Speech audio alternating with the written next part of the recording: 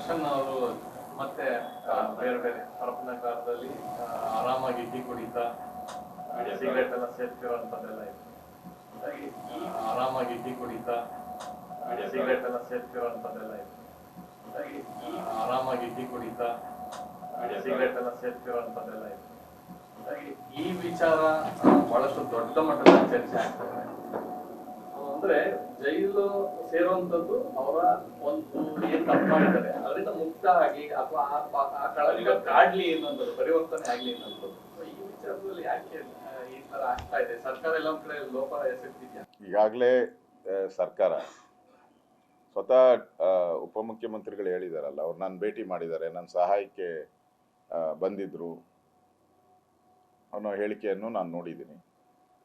ಇವತ್ತು ಆ ಜೈಲುಗಳು ಮೊನ್ನೆ ತಾನೇ ಒಂದು 4-5 ದಿನದಿಂದ ಇಡೀ ಜೈಲಿಗೆ ರೈಡ್ ಆಯಿತು, ಪೊಲೀಸರು ರೈಡ್ ಮಾಡಿದ್ರು.